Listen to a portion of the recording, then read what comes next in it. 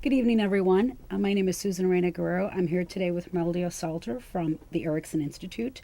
Very excited about today's show. We will be talking about the early childhood disabilities transition services through the Erickson Institute, as well as our relationship with Erickson. I'd like to start off by reminding everyone this is a live call-in show, so for the next 30 minutes, please feel free to call. Otherwise, you get to hear us talking for the next 30 minutes. The number is 312-738-1060. I'd like to talk a little bit first about Beacons programs. We're a non-for-profit social service organization that's been in existence since 1968. We provide a myriad of services citywide to Chicago. We have our special education services. Put this on overhead. We have our therapeutic day schools located in the Beverly community that works with children ages 3 through 21, K through 12. We have our shelter outreach services program that's providing mobile mental health services to homeless women and children throughout the city of Chicago, really focusing on their mental health needs and helping them move towards stability in housing. We have a CHIPRA program that helps enroll Chicago's uninsured children into Illinois' All Kids program. We're particularly targeting homeless and at-risk youth. We have an early Head Start program that we'll be talking a little bit about, but it's working with children from birth to 3, helping them address their developmental needs and working on parent-child issues and so on. We have a FACT program that's working with young homeless mothers under the age of 25 who have a child that's under the age of 5. We have our Homes Project, which is targeting vulnerable families throughout the city of Chicago, helping them move towards stability in housing. We have a PATH program that's working with chronically mentally ill homeless families. We have intensive outpatient programs that really is a step down to inpatient hospitalization, and we have a traditional outpatient mental health clinic. We do have we have multiple locations. We do have 4 different locations. What we'd like to think of our program is doing is really identifying individuals who, without our intervention, really would end up with a different future. And we're changing disadvantaged beginnings into positive outcomes. And that's what we do every day with the passionate staff that we have. We do have 4 different locations. Our administrative offices are located on 1912 West 103rd. All of our homeless services are outreach-based. However, the staff location is at 117th and Western. Our high school and our junior high school is located in Calumet Park at 12440 South Ada. And our Longwood campus is on 10650 South Longwood, and that houses our intensive outpatient programs, our outpatient clinic, as well as our elementary school. Boy, that was a mouthful. Said a lot. So today I have Romeldio Salter here from Erickson Institute. So welcome. Thank you for joining me today. So tell me a little bit about yourself and how you got involved in the work that you do. I have been with the Erickson Institute for about 2 years. The program was started back in 2011 through the Department of Chicago Family Support Services to support their agency's early Head Start program. They have a pretty strong Head Start program which serves 3 to 5, but they needed additional support for 0 to 3. So my background is early childhood. I happen to be an alum of Erickson Institute and very happy to be there working in the Center for Children and Families supporting early Head Start children. Now, I know our work with you really began through our early Head Start program, and I think we're particularly pleased to be able to offer this program. And actually, our early Head Start really emanated from the FACT project that I briefly touched on, where we were really looking at young mothers ages 25 and younger who have one child under the age of 5.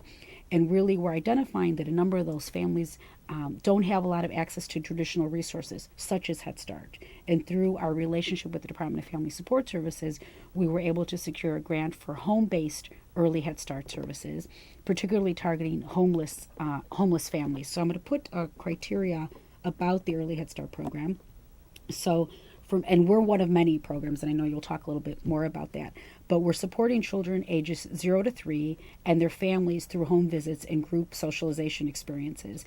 And it is a curriculum-based educational program, and the home visitors go out on a regular basis, and they're really looking at a myriad of different areas, domains, as it were, that are relevant for children.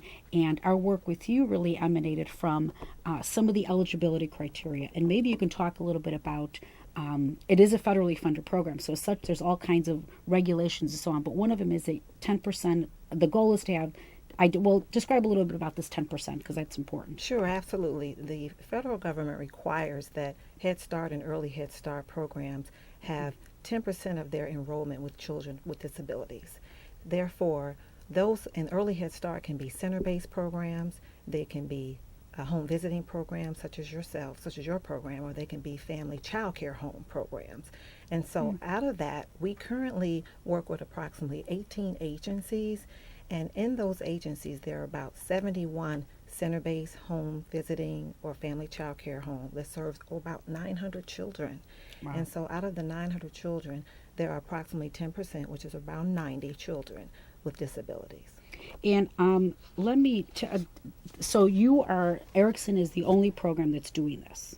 Correct. Now Okay. we have, Erickson does this as well. The Ounce of Prevention does this program also. Oh, okay. However, we are funded through a grant provided by Department of Family Support Services through a collaborative effort of Erickson, which is housed at the Center for Children and Families. Okay, so I'm going to put this, what this project is. So tell me a little bit about what's up on the screen. So it says ensures appropriate identification, ensure early Head Start is a viable option for children ages 0 to 3, and it arranges for transitioning. And as I understood this when we were talking about it earlier, for our particular project, so I know our disabilities coordinator, Kelly Hilly, works very closely with you in ensuring the appropriate resources are delivered to the children. So these are children in Beacon's Early Head Start program that are ages birth to 3. And then what's some of the eligibility criteria? Well, the children, if they have a disability, they are enrolled in early intervention already. The state has already identified them as they can have autism, they can have cognitive delays, they can have speech delays. I'm going to hearing put, and actually, you vision have a delays. slide on this, Yes. which I think is helpful. Yes. Just to kind of see it. And Okay. those are the state identified Part B categories of disability eligibility. And if a child is enrolled in Early Head Start, there's a screening assessment tool called the Ages and Stages that is a parent tool that will allow parents to look and see if in fact their children may have any of these disability criteria. And if so, they are then forwarded to a more specialized team of early intervention experts around speech, cognitive, developmental therapists to then do a detailed or more thorough evaluation to determine if they are eligible to receive an individual family service plan. And this is between the ages of 0 to 3. So the early intervention services are available to children that have been already identified as having something. Absolutely. So they can be delivered in tandem with the early Head Start services. Absolutely. And this is, Head Start services, education. They have a strong education program, a strong mental health program. They have a strong nutrition program and disability. So we are supporting the disabilities program. And we would like we look at our program, the Early Childhood Disabilities Transition Project, as a bridge between early Head Start and early intervention to make sure that we provide the support to the agencies, to the parents of the families involved, to make sure that their children understand the process, understand the services that their children have the right to receive, and understand what questions to ask, address any concerns, and really look for ways to identify opportunities to improve the process. So, and maybe we can talk a little bit about, and I know I have a slide for the transition process, but I wanted to get back a little bit more because clearly there's some children that are already identified as part of the early intervention process. And then I know our coordinator also case finds perhaps children that weren't identified prior to enrolling. So what kinds of things could a parent be looking for perhaps if they're concerned about their child's development? We always say that a parent is a child's first teacher, and so parents are the best in the best position to identify anything of concern about their child, whether it is maybe they don't feel that they're speaking soon enough, maybe they think that they're walking, their gait is off. Maybe they're calling their name and they're not really responding. Maybe they are not responsive to anything. Maybe they're very quiet.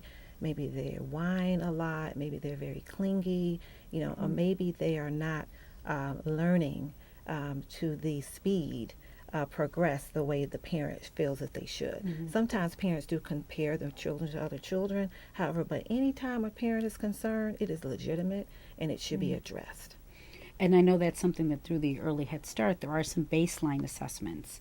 And then those baseline assessments then can identify some particular challenges. And then that's when I know our coordinator then reaches out to you. Yes. And what does that look like? What is involved with that? Well, if a child is already having an individual family service plan, at the moment, the time that they reach out to us, the child in your program probably is approaching the age of 2.6 or 2.5, 2.6. And that is the time where we get parents and the child ready for transition.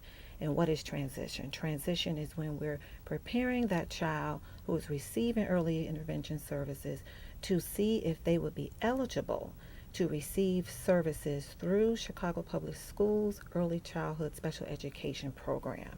So just because a child is receiving services through early intervention does not guarantee eligibility for Chicago Public Schools Early Childhood Special Education Program. However, it does require by law for the team at Chicago Public Schools to do a detailed evaluation to determine eligibility. So I'm going to put an overhead here of some of what you've identified as keys to effective transition. Can you describe this a little bit? Absolutely. Transition, in order to prepare a family for transition, when they're in early Head Start and receiving early intervention services, it looks very different. The operative word in individual family service plan is the families are involved. However, when you're getting ready to go into a program at Chicago Public Schools, you need to understand what you should expect. Parents need to trust the program. They need to know that their child is going to receive the services that they're required by law. They need to understand what to expect. Where do they want for their child?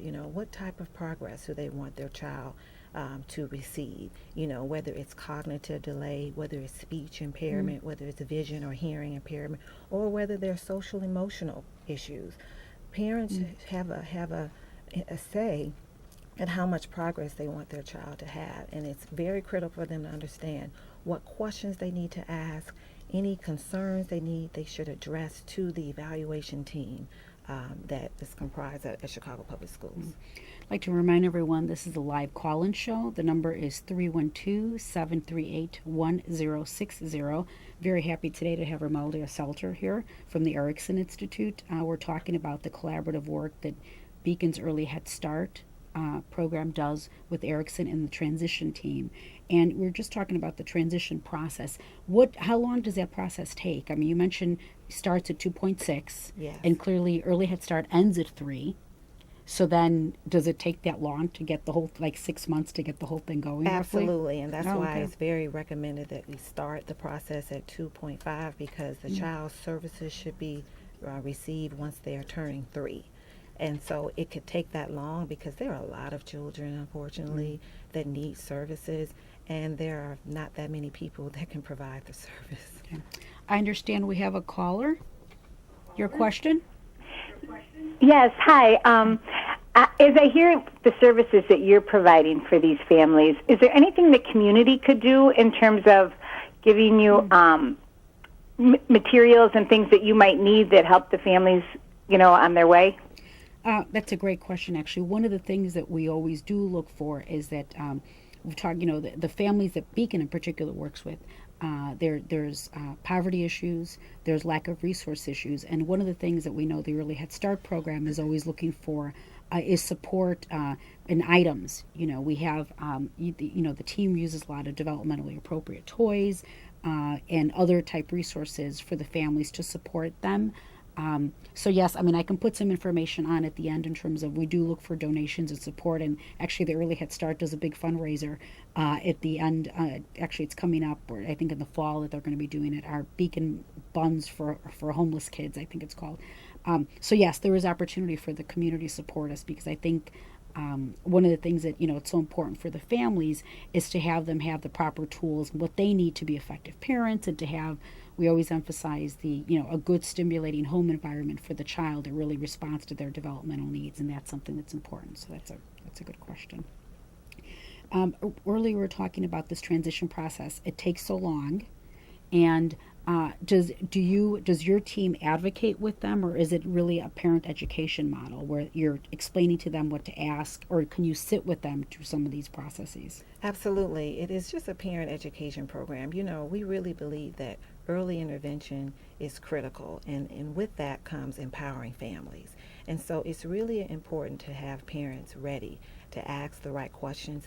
Absolutely, they can invite anyone they like to come and sit on the evaluation team to support them through that process, because right now at that time their children are 3 getting ready to receive services, but at some point they will be in the 3rd grade, they will be in the 6th grade, they will be in the 8th grade, and parents have to know how to advocate for their child. So you're describing helping parents navigate through these different systems. So you have the early intervention system, you have the Head Start system, and then you have the CPS system. Then it moves into a different kind of arena. Correct. Whole different world. Yeah, whole different. Early Head Start is more hands-on. It's more of a family, close-knit approach. Early intervention is the same way. And once they transition, that's why transition is such the operative word. Once they transition to 3rd grade, it's not that they're on their own. It's just an individual education plan. So now they're just addressing the needs of the child in that educational academic setting to make sure that they have everything they need to progress in the classroom. So it looks very different from the supports that they are given prior to that, which includes family, but after that, it is really empowering families to know what their child needs to be successful in school. I'm going to put your contact information on here because I think that would be really helpful if Absolutely. individuals are interested. Because clearly you're working with Beacon, but you're also working with 18 other programs, I think you said. Absolutely. So if individuals are interested, here's Romeldia's information. She's a project coordinator for the Early Childhood Disabilities Transition Project, and your number is 312-893-7205. And there you go. Your email address is ecdt@erickson.edu. And I'll put that up again. How large is your team? I see 2 other members on there, but how large is the team over at Erickson that does this work? There are only 3 of us. Oh, goodness. Myself, Okay. Amy Lab, who is a transition case manager, and Maite Martinez, who is also another transition case manager. And we split up the 18 agencies, and we each have that portfolio, and we provide technical assistance to the Early Head Start disability coordinators. We work with them to help appropriately identify children that may have a disability by providing trainings with the Ages and Stages questionnaire. And then we help with supporting transition, and that means helping families gather all the required paperwork to enroll their children for an evaluation, make sure we answer questions, let them know what they should expect, any questions, any fears, to let them know that their child's going to be okay and everything's going to be okay if they can just follow the guidelines and not be afraid to ask questions. Well, I think it is such a big transition. Actually, my daughter accessed EI services when she was younger, and I think it was such a holding environment. I think the early childhood EI services are very family friendly, very nurturant, very much in tune with just the child and the family and all the other. Absolutely. And I think it is a big transition into Chicago Public Schools, where it's a very different, they're looking at academic performance. So I think the better educated a parent can be on what to expect really makes a big difference. And I know you have a little booklet here. I'm going to put the picture on. Where, when I'm 3, where will I be? Tell me a little bit about this. I'm kind of intrigued by the concept. Yes, that is a state produced booklet. The Illinois State Board of Education requires parents by law the system to transition children and families to Chicago Public Schools or the district special education program. And so that book is available in PDF format to anyone who can access it. All you do is go to www.isbe.net,